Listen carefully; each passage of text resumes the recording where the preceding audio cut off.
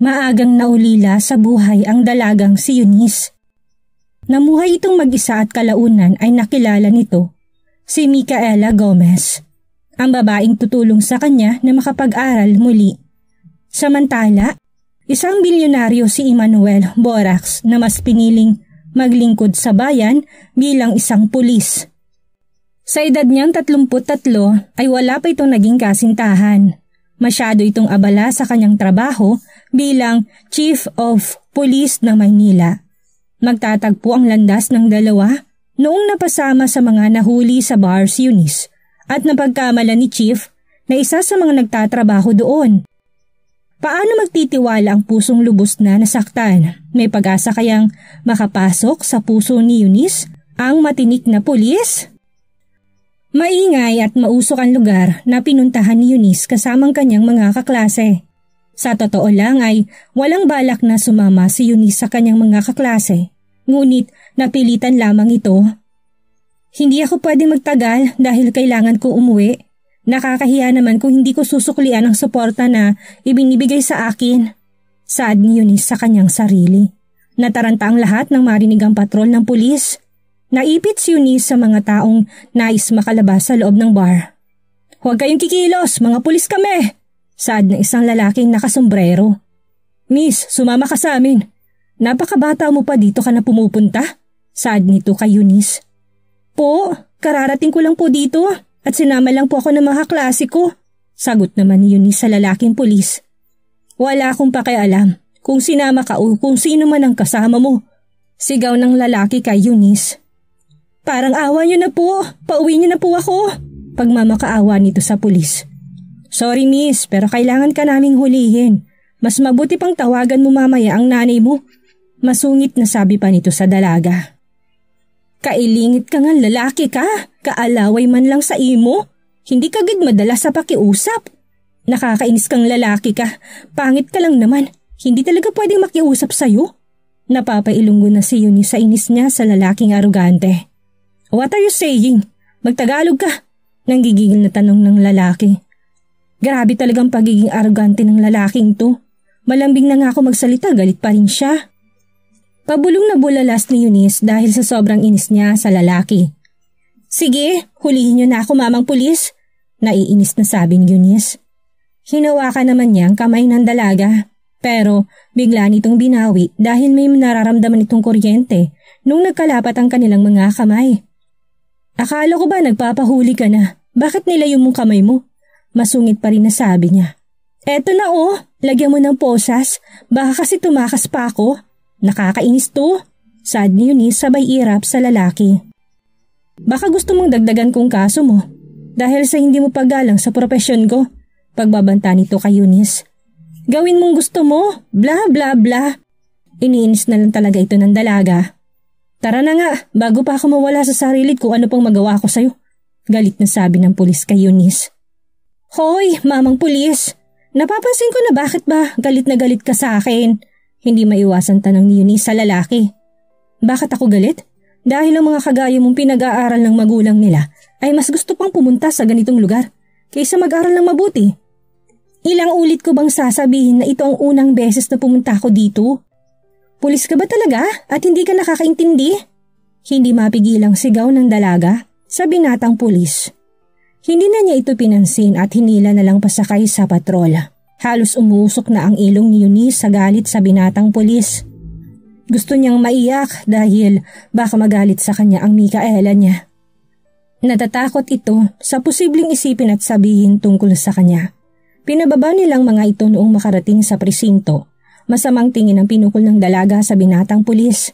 Pinasok nila ang lahat sa salda kasama na si Eunice. Maya-maya lang itinanggal ng pulis ang sombrero niya. Guwapo pala ito pero walang epekto kay Eunice dahil galit ito sa lalaki. "Mamang pulis, pauwiin mo na ako," sigaw ni Eunice sa pulis. "Can you please shut up?" Gigil na ito ngayon. "Mamang pulis naman eh. Stop calling me mama dahil bata pa ako." This time, galit na talaga siya. Kaya napangiwi na lang si Eunice. Matanda naman talaga, ayaw pang aminin. Pabulong-bulong pa na saad ng dalaga. "Narinig kita ha?" sabi nito bigla sa dalaga. Tinalikuran na lang ni Eunice ito at pumunta sa sulok. Matutulog na lang siguro ako dito kaysa tawagan ko si ate. Magkano kayang piyansa dito? Tanong nito sa sarili. Naisip nito na baka umabot ang ipon nitong pera at para makauwi na siya. Tumayo ito, tinawag ulit ang binatang pulis. Mamang pulis, magkano po bang piyansa ko? Nakita nitong kumunot ang noo ng binatang pulis. Huminga muna ito ng malalim pagkatapos ay kinuha ang logbook. Pangalan? Edad? Tanong nito sa dalaga. Hindi ka ba pwedeng magsalita ng hindi naiinis? Para naman ang laki ng kasalanan ko't ganyan mo ko kausapin. Sagutin mo na lang ang tanong ko. Gigil na sabi niya. Wala! Mabilis na sagot ng dalaga. Anong wala?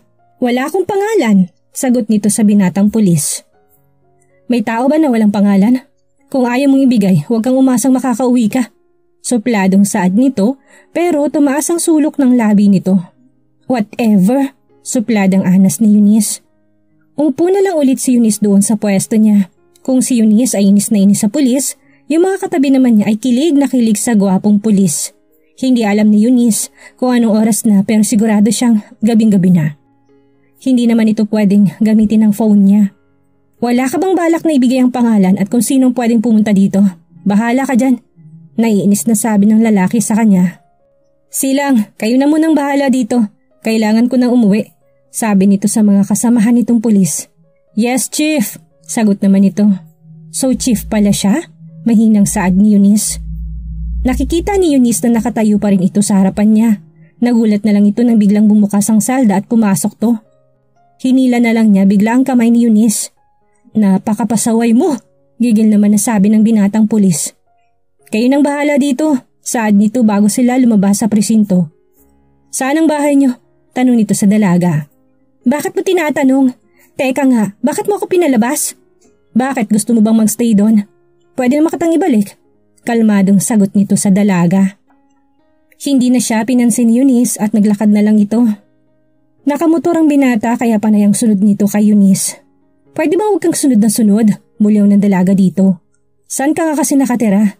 Sa Iloilo, sagot nito sa kanya. Shit, sumasakit ng ulo ko sa'yo. Diyan ka na nga. Saad nito bago iniwan ng dalaga. I hate you, sigaw naman sa kanya ni Eunice. Tumigil si Eunice sa tabi ng kalsada para mag-abang na masasakyan. Mabutit may mga jeep pa, kaya nakasakay kaagad to. Pasalamat din ito dahil hindi nagalit sa kanyang ate Micaela niya. Pagpasok niya sa kwarto, humiga kaagad ito sa kama niya. Nakakainis, sigaw nito. Naiinis talaga ito kapag naalala niyang mukha ng chief na yun. Chief daw? Buwisit! Ang malas ng araw ko. Humanda kayo sa akin bukas. Gigil na bulalas nito. Malalagot talaga yung mga kaklase ko na pahamak sa buhay ko.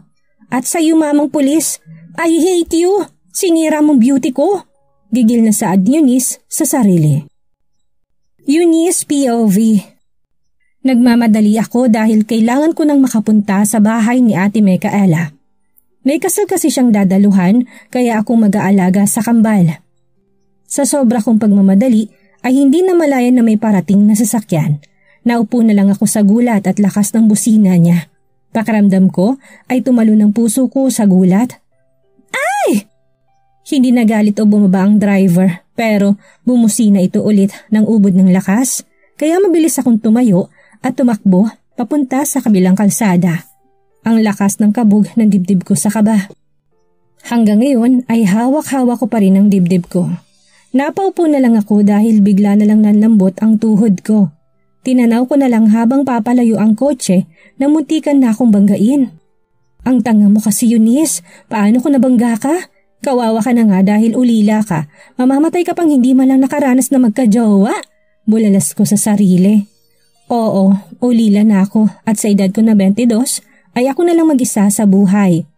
Nagtatrabaho ako sa palengke pero dahil sa kabaitan ni Ate Micaela ay nagkaroon ako ng pagkakataon na makapagtrabaho na hawak ko ang oras ko. High school ako noong namatay ang mga magulang ko. Sabay silang kinuha sa akin. Naaksidente ang sinasakyan nilang bus at kasama sila sa mga nasawi.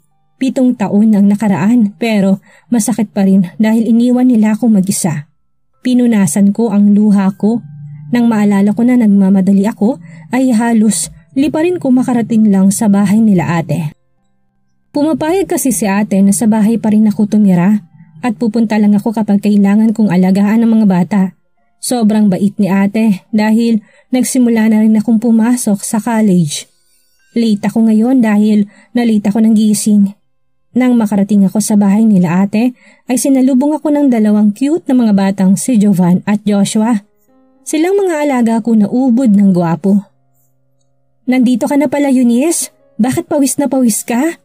Naku, siguro nagmadali ka na naman. Sinabi ko naman sa'yo na huwag kang magmadali.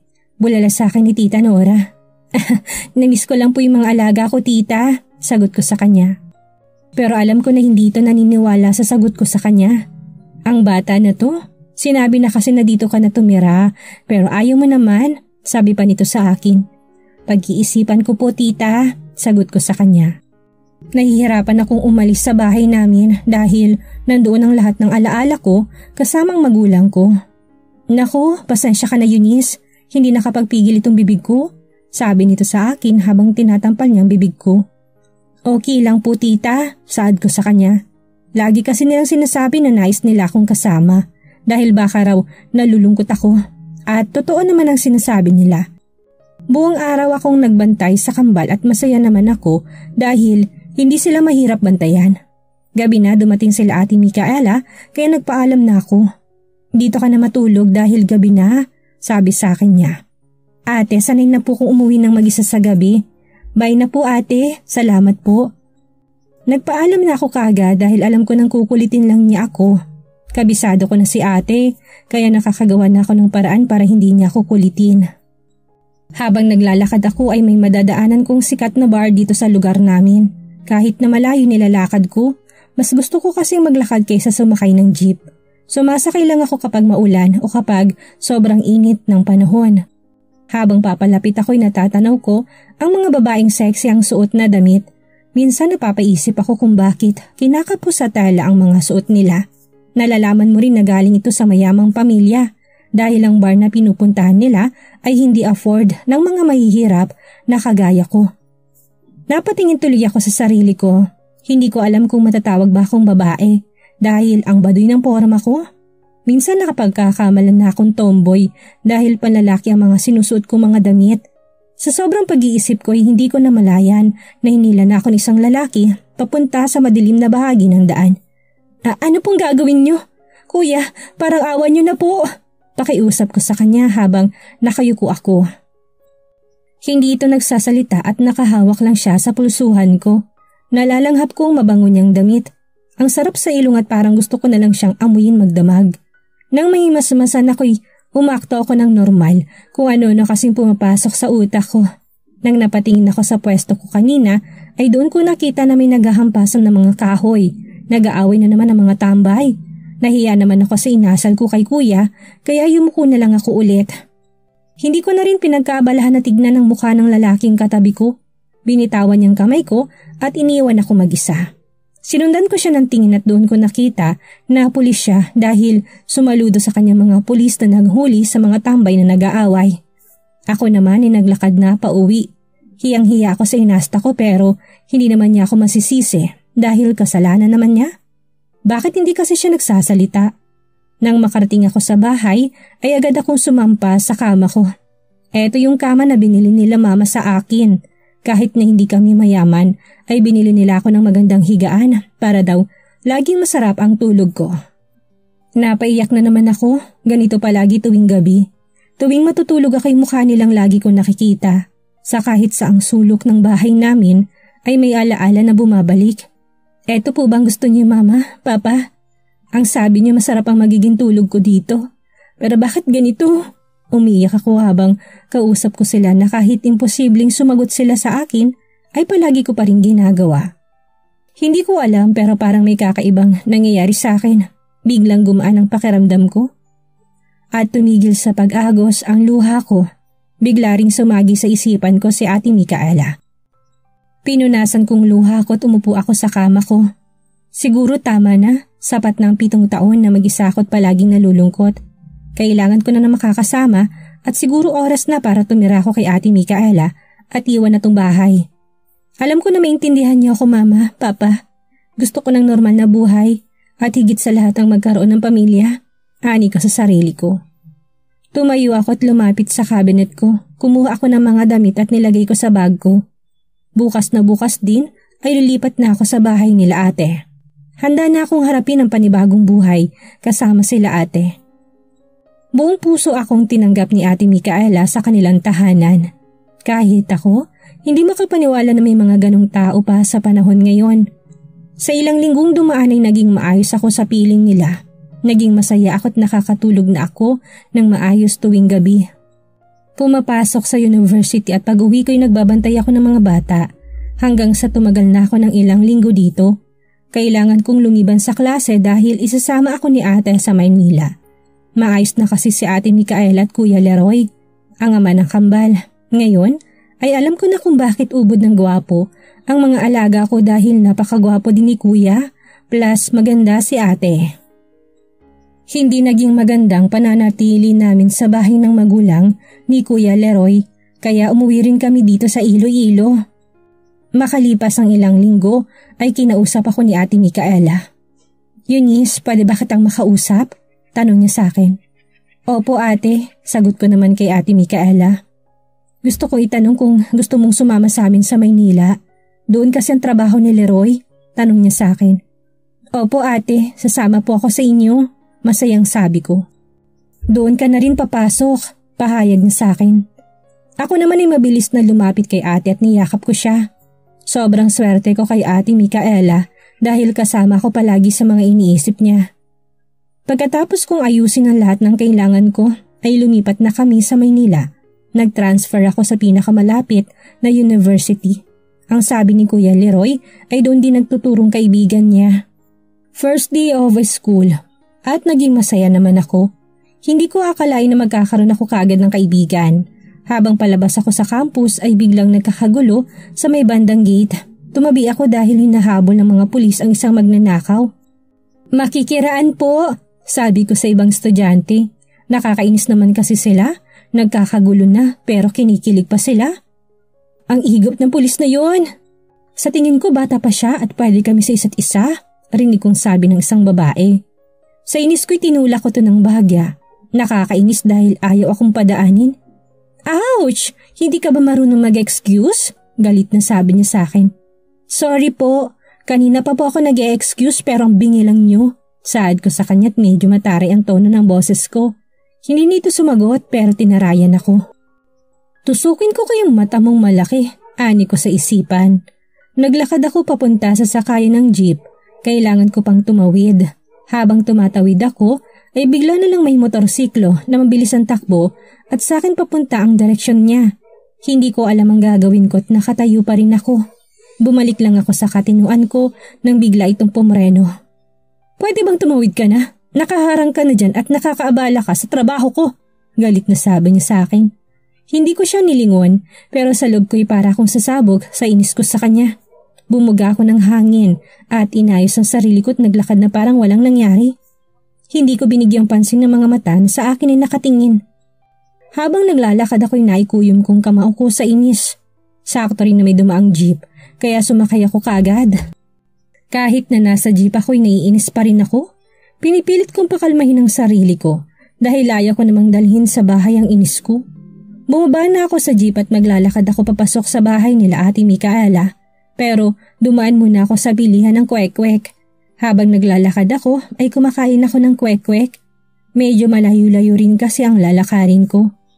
Habang naglalakad ako'y may dumaang motorsiklo at sa napansin ko'y kapareho niya, yung kanina. Sinampal kong sarili ko dahil baka imagination ko lang ang lahat. Tumigil ka na, baka kapareho lang yun. Sa dami ng may motor sa Pilipinas, hindi lang siyang pwedeng may ganung motor. Saway ko sa sarili ko. Ang buong akala ko'y magiging okay ang araw ko dito sa Maynila. Pero nagkamali ako. Mas malala pa pala. Ate, nakauwi na po ako. Sabi ko habang papasok ako sa bahay. Sinalubong ako ng kambal. Ganon din si Ate Micaela. Kamustang araw mo sa university? Tanong sa akin ni ate. Okay naman po ate, sagot ko sa kanya. Magbihis ka na at magluluto tayo ng merienda.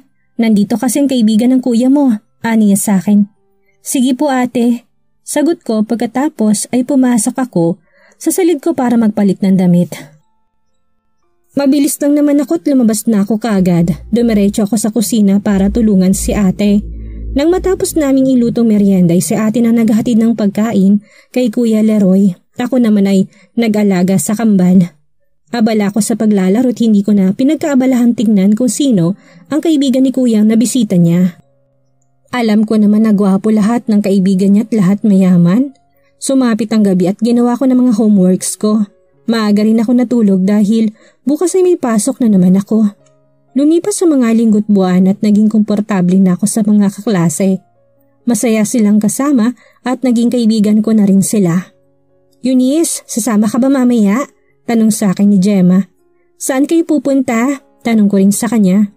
Sa bar, gusto lang naming itry pumunta doon. Sagot naman ng isa kong kaklase. Pasa ko guys, sagot ko sa kanila. Saglit lang tayo doon, promise. Pagkumbinsi pa nila sa akin. Napaisip naman ako.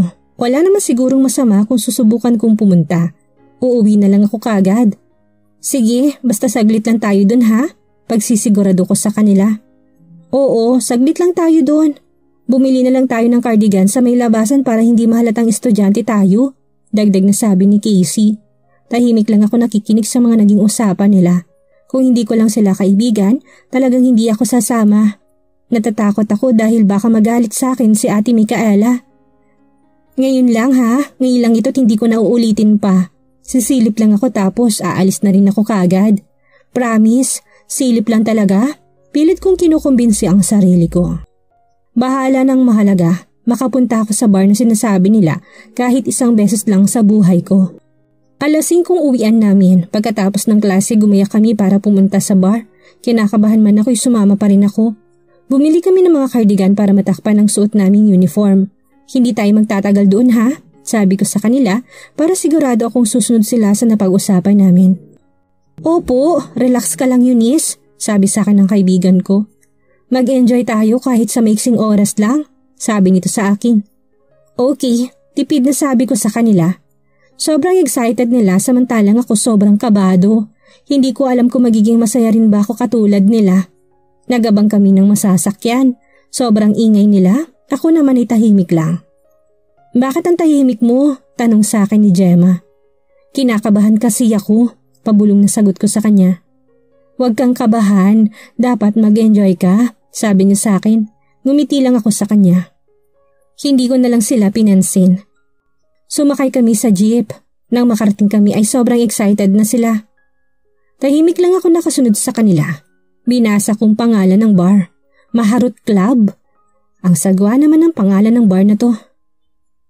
Casey, bakit ganyan ang pangalan ng bar na to? Tanong ko sa kanya. Eto lang kasi ang afford ng budget natin. Tumatawang sabi niya. Guys, uuwi na lang ako. Sabi ko sa kanila. Ano ka ba? Walang uuwi. Tara na, pumasok na tayo, sabi nila sa akin. Guys, dito na lang ako. Eunice, huwag kang KJ dyan ha. Tara na, sabi sa akin ni Blessy. Hinihila na talaga nila ako. Wala na akong nagawa ko hindi pumasok. Napaubo pa ako pagpasok namin dahil amoy na amoy ang usok ng sigarilyo. Kung hindi lang nila kami hawak ay kumaripas na ako ng takbo palayo sa kanila. Ang daming taong nagsasayawan, nagiinuman at halos mga matatanda na yung ibang nandito. Diyos ko, bakit ba ako napadpad dito? Guys, magkita na lang tayo mamaya sa labas, sabi sa akin ni Casey. Hoy, saan kayo pupunta? Huwag niyo akong iwan dito, sigaw ko sa kanila. Enjoy Eunice, bye, sigaw sa akin ni Gemma.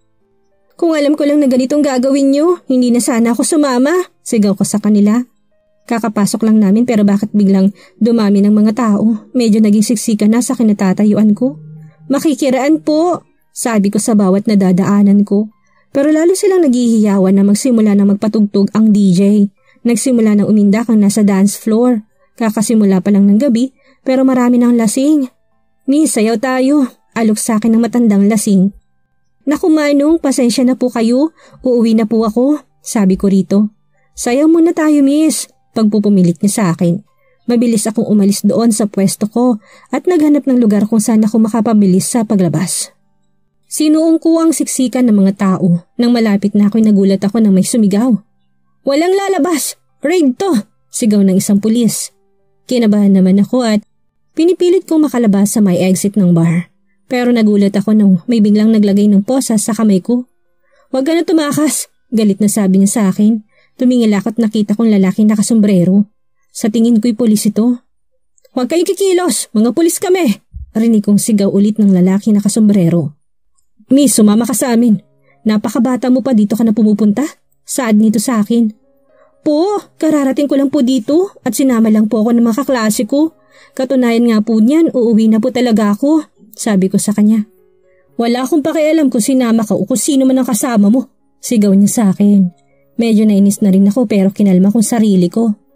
"Parang awa niyo na po, pauwi niyo na po ako." Pagmamakaawa ko sa kanya na kahit ayaw kong gawin ay ginawa ko para makauwi na ako. "Sorry miss, pero kailangan ka naming hulihin." "Mas mabuti pang tawagan mo mamaya ang nanay mo," masungit na sabi niya. "Kailingit ka nga, lalaki ka. Kalaw ay man lang sa imo, hindi ka gid madala sa pakiusap. Nakakainis kang lalaki ka. Pangit ka lang naman, hindi talaga pwedeng makiusap sa'yo." Napapailonggo na tuloy ako sa kanya. "What are you saying? Magtagalog ka nga," gigil na sabi niya. Grabe talagang pagiging arogante ng lalaking to. Malambing na nga ako magsalita pero galit pa rin siya. Pulis ba talaga siya? "Sige, hulihin niyo na lang ako, mamang pulis," inis na sabi ko sa kanya. Hinawakan naman niyang kamay ko. Bigla ko itong binawi dahil para ako nakuryente sa hawak niya. "Akala ko ba nagpapahuli ka na? Bakit mo nila yung kamay mo?" Masungit pa rin na sabi niya. "Eto na oh, pwede naman ako maglakad ng hindi mo hawak ang kamay ko." "Takot ka ba? Baka kasi tumakas pa ako. Nakakainis to," saad ko sa kanya sabay irap sa kanya. "Baka gusto mong dagdagan kong kaso mo dahil sa hindi mo paggalang sa profesyon ko." Pagbabanta nito sa akin. "Gawin mong gusto mo, bla bla bla." Iniinis ko talaga siya lalo. "Tara na nga, bago pa ako mawala sa sarili kung ano pang magawa ko sa'yo," galit na sabi niya. "Hoy mamang pulis, napapansin ko na bakit ba galit na galit ka sa akin? At ano naman ang gagawin mo sa akin?" Tanong ko sa kanya. "Bakit ako galit? Dahil ang mga kagaya mong pinag-aaral ng magulang nila ay mas gusto pang pumunta sa ganitong lugar kaysa mag-aral ng mabuti," sagot niya sa akin. "Ilang ulit ko bang sasabihin na itong unang beses na pumunta ako dito? Pulis ka ba talaga at hindi ka nakakaintindi?" Sigaw ko sa kanya. Hindi na niya ako pinansin at tinila na lang pasakay sa patrol. Halos umusok ng ilong ko sa galit sa kanya. Gusto kong maiyak dahil baka magalit sa akin si Ate Micaela. Natatakot ako sa posible niyang isipin at sabihin sa akin. Pinababa nila kami nang makarating na kami sa presinto. Masamang tingin ang pinukol ko sa aroganting pulis. Pinasok kami sa salda. Maya-maya lang ay tinanggal niya ang sombrero niya. Gwapo pala ito pero walang epekto sa akin dahil galit ako sa kanya. Habang ang mga katabi ko'y kinikilig pa sa kanya. "Kung ganito kagwapong pulis dito, magpapakulong na lang ako," rinig kong sabi ng isang babae. Napaubo naman ako dahil para akong nasamid sa sarili kong laway sa narinig ko sa kanila. Seryoso ba sila? Hanip talaga lumanding mga to, ani ko sa isipan. "Mamang pulis, pauwin mo na ako," sigaw ko sa kanya. "Can you please shut up?" Gigil na sabi ngayon at nagbabakasyon sa gwapo niyang mukha. "Tumigil ka, Eunice. Hindi siya gwapo. Pangit siya. Pangit." Paulit-ulit na kontra ko sa sarili ko. "Mamang pulis naman eh. Stop calling me mamang dahil bata pa ako." This time galit na talaga siya kaya napangiwi na lang ako. "Matanda naman na talaga. Ayaw pang aminin," pabulong kong sabi. "Narinig kita," saad nito sa akin. Tinalikuran ko na lang siya at pumunta sa pinakasulok. Matutulog na lang siguro ako dito kaysa tawagan ko si ate. "Magkano kayang piyansa dito?" tanong ko sa sarili. Naisip ko kasit baka umabot ang ipon ko't nang makauwi na ako. Tumayo ako, tinawag ko ulit siya. "Mamang pulis, magkano po bang piyansa ko?" tanong ko sa kanya. Nakita kong kumunot ang noo niya. "Bakit, may pera ka?" tanong niya sa akin. "Meron." Proud pa ako sa sagot ko. Huminga muna ito ng malalim pagkatapos ay kinuha ang logbook. "Pangalan? Edad?" tanong niya sa akin. "Hindi ka ba pwedeng magsalita ng hindi naiinis o pagalit? Para namang laki ng kasalanan ko't ganyan mo ko kausapin," saad ko sa kanya. "Sagutin mo na lang ang tanong ko," gigil na sabi niya. "Wala." "Anong wala?" kunot noon na tanong niya sa akin. "Wala akong pangalan," sagot ko sa kanya. "May tao ba na walang pangalan? Kung ayaw mong ibigay, huwag kang umasa na makakauwi ka." Supladong saad niya sa akin at sumilay ang nakakalokong ngiti sa labi niya. Whatever, saad ko sa kanya. Hindi ko na lang maiwasang hindi magtaray sa kanya. Napakasuplado naman kasi niya kaya bagay lang sa kanya yun. Umupo na lang ulit ako doon sa pwesto ko. Kung ako naiinis sa pulis na yun, yung mga katabi ko naman ikilig na kilig pa rin sa kanya. Hindi ko alam kung anong oras na pero sigurado kung gabing-gabi na. Hindi ko naman pwedeng gamitin ang phone ko dahil nasa kanila to. Wala ka bang balak na ibigay ang pangalan kung sinong pwedeng pumunta dito? Bahala ka dyan, naiinis na sabi niya sa akin. Hindi ko siya pinansin at nanatili lang ako nakaupo. Silang, kayo na munang bahala dito. Kailangan ko na umuwi, sabi niya sa mga kasamahan niya. Yes, Chief. Sagot naman ito. So, Chief pala siya? Nakikita ko na nakatayo pa rin ito sa harapan. Nagulat na lang ako nang biglang bumukas ang salda at pumasok ito. Hinila na lang niya bigla ang kamay ko. Napakapasaway mo. Gigil naman siya. Kayo nang bahala dito, saad niya bago kami lumabas ng presinto. Pero narinig ko naman ang pagsipol ng mga kasamahan niya. Saan ang bahay niyo? Tanong niya sa akin. Bakit mo tinatanong? Teka nga, bakit mo ko pinalabas? Pagtataray ko sa kanya kahit sa loob ko ay tuwang-tuwa ko.